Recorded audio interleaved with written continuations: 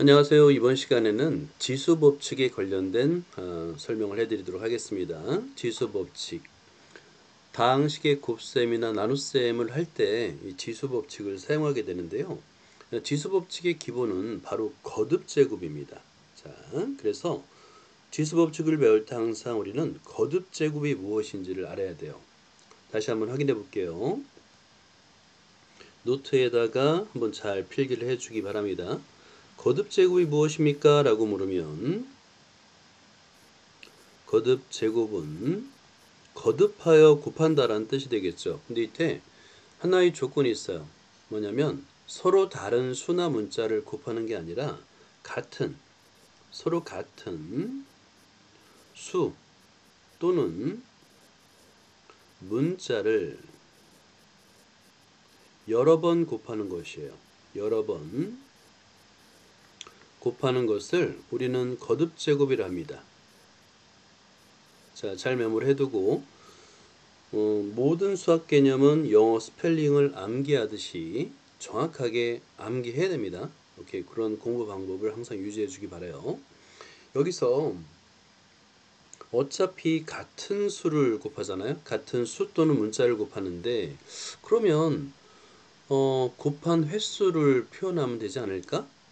라는 거였죠. 그래서 우리는 어떻게 거듭제곱을 표현했냐면 예를 들어서 2를 한 3번 곱해봐요. 3번 정도야 쓰기도 그렇게 어렵지 않고죠. 표현하기도 어렵지 않습니다. 그런데 만약에 2를 한 1000번 곱하다 생각해봐요. 곱할 수가 없죠. 그죠?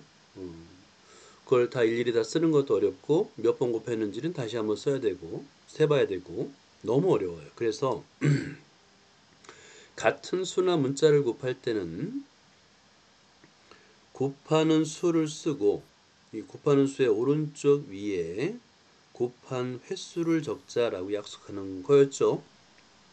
그리고 나서 이름을 이제 부르기 시작합니다. 자, 여기에 오른쪽 위에 곱한 횟수를 우리는 이름을 지수라고 부를 거예요. 지수는 곱한 횟수입니다.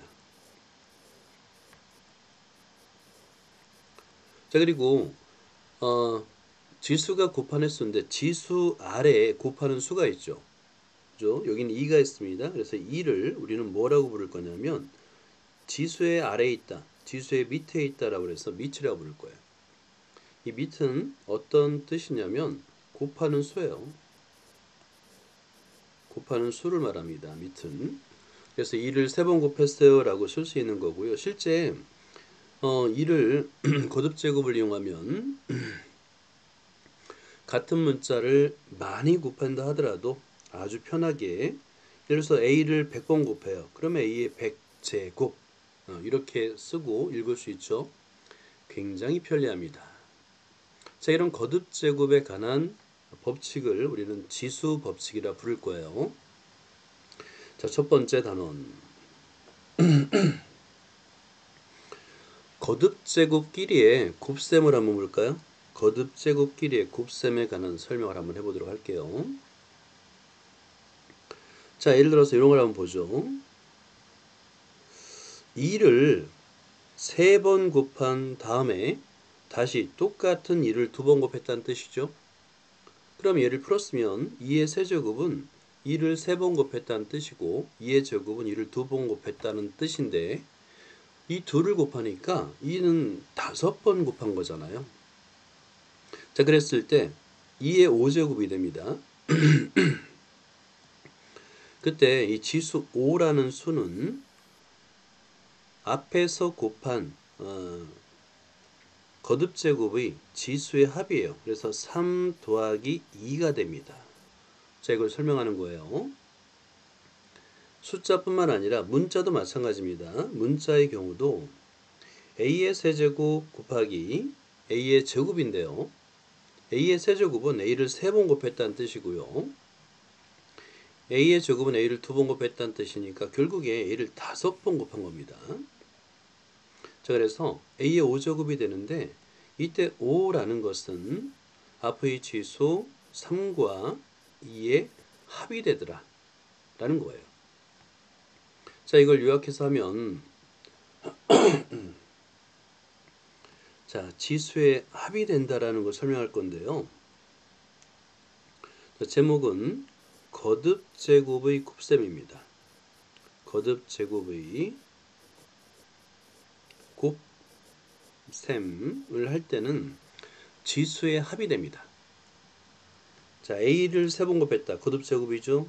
a의 세제곱 곱하기 a의 제곱 거듭제곱끼리의 곱셈이에요. 자, 그럴 때는 지수의 합 3 더하기 2를 계산하면 된다. a 5제곱이 되더라. 자, 이걸 노트에다가 잘 필기를 해주기 바랍니다. 이게 바로 지수의 첫 번째 법칙이 되는 거예요. 거듭제곱의 곱셈은 지수의 합이다 라는 겁니다.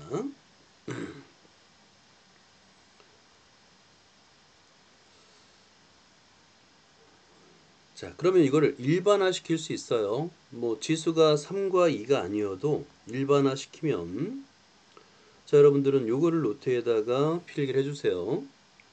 지수 법칙 1번은 자, 뭐에 관한 법칙이냐면 거듭제곱의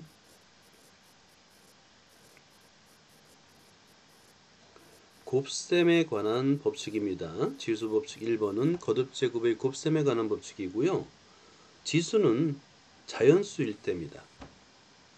자, 지수가 자연수일 때 a의 m제곱은 a를 n번 곱했다는 뜻이고 a의 n제곱은 a를 n번 곱했다는 뜻이잖아요.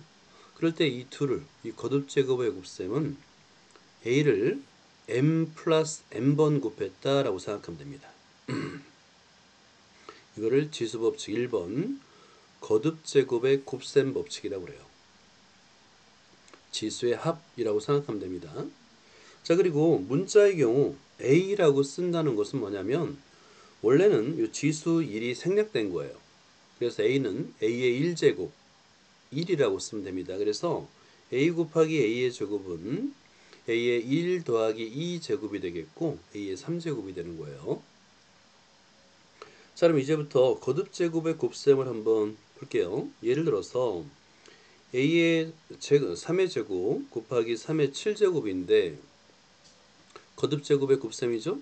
자, 이럴 때는 지수의 합 2 더하기 7, 그래서 3을 9번 곱했다. 3의 9제곱. 그 다음에 a의 세제곱 곱하기 a의 9제곱 곱하기 a의 5제곱인데요. 자, a를 총 몇 번 곱했는지를 나타내는 거잖아요. 그죠? 이럴 때 미치 같은 경우는 물론 차례대로 곱해도 되지만 한 번에, 자, a를 쓰고요. 3번 곱하고 더하기 9번 곱하고 더하기 5번 곱하는 거죠. 즉 지수의 합이 된다. 그래서 얘는 a의 17제곱이 되더라. 거듭제곱의 곱셈은 지수의 합이 되더라 라는 거예요. 거듭제곱의 곱셈은 지수의 합이 되더라. 자, 교재가 있는 친구들은 여기다가 바로 풀고요. 없으면 노트에다가 7의 세제곱 곱하기 7의 대제곱. 자, 거듭제곱은 곱하는 수 7 이렇게 밑이 같아야 됩니다. 그러면 7을 3번 곱한 다음에 더하기 4번 곱하는 거니까 지수는 3 더하기 4가 되겠고 결국에 7의 7제곱이 돼요 라고 쓰면 되는 거예요. 거듭제곱의 곱셈. 자, 다음에 문자도 마찬가지입니다. 밑이 x로 똑같죠? 곱하는 수 x로 똑같아요. 자, 그러면 밑이 같으니까 x의 2 더하기 5제곱이 되겠고 x의 7제곱 이렇게 쓸 수 있습니다.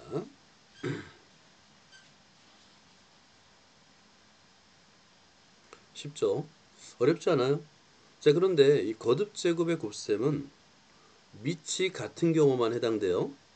자, 그래서 예를 들어 가지고 보기처럼 예제처럼 밑이 x와 y 두 가지가 있다면 여러분들은 교환 법칙을 사용해서, 자, 교환 법칙 두 곱셈의 위치를 바꿔서 곱하는 걸 교환 법칙이라 하죠. 한번 적어 볼게요. 필기해 보세요. 곱셈의 교환 법칙은 두 가지가 있습니다. 자, 교환 법칙인데요. 자, 교환법칙이 성립하는 연산은 덧셈과 곱셈입니다. 그래서 덧셈의 교환법칙, 곱셈의 교환법칙이라고 말을 하고요. 자, 먼저 덧셈의 교환법칙은 2 더하기 3이나 순서를 바꾸어서 3 더하기 2나 같다라는 거예요. 여기서 교환이라는 것은 자리의 위치를 바꾼다는 뜻으로 이해하면 됩니다. 곱셈도 마찬가지예요. 2 곱하기 3은 3 곱하기 2와 같습니다. 둘 다 6이죠. 그래서 이거를 곱셈의 교환법칙이라 불러요. 그래서 y의 8제곱과 x의 4제곱의 위치를 바꿔줍니다. 이거는 교환법칙이에요. 그리고 바꾸어준 다음에 밑이 같은, 자, 밑이 같은 x와 x의 4제곱, 그 다음에 y의 8제곱과 y의 세제곱끼리 곱하는 거예요. 그럼 밑이 같으니까 지수법칙이 성립하죠. 그래서 x의 1 더하기 4제곱 곱하기 y의 8 더하기 3제곱이 되고, 결과는 x의 5제곱, y의 11제곱이 되는 겁니다. 자, 이렇게 교환법칙을 사용할 수 있다. 중요한 거는 밑이 같은 경우에만 지수법칙을 사용합니다 라는 거죠. 자, 여러분들은 이 교환법칙은 워낙 많이 사용하니까 잘 메모를 해주세요. 교환법칙은 덧셈과 곱셈에서만 성립합니다. 자, 요걸 이제 바탕으로 해서 1번을 풀어보세요. 1번. 자, 1번을 풀이 과정을 바로 위에 예제를 보면서 똑같이 한번 따라 써보는 건데요. 마찬가지 이번에도 교환법칙이 되겠죠. 밑이 같은 x끼리 y끼리, 그래서 이퀄 x의 제곱 곱하기 x의 4제곱 y 곱하기 y의 세제곱, 이렇게. 자, 그러면 밑이 같은 수들끼리 지수법칙 1번이 성립하잖아요. 그래서 지수의 합 x의 2 더하기 4제곱 곱하기 y의 1 더하기 3제곱, 이런 식으로. 자, 그러면 얘는 x의 6제곱 y의 4제곱, 이런 식으로 쓰면 되는 거예요.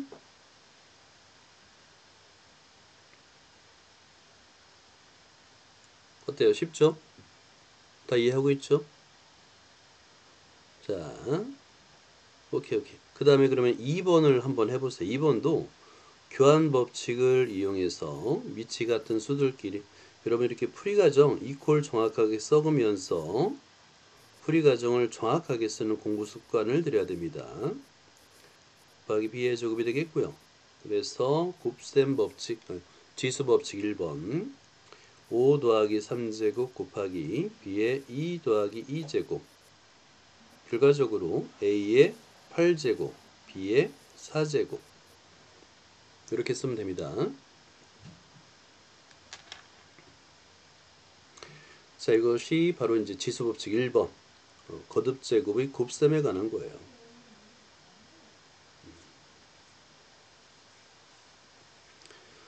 자, 활용 문제도 한번 볼까요? 거듭제곱을 표현하는 방법인데 1년은 약 초로 바꾸면 3 곱하기 10의 7제곱 초래요.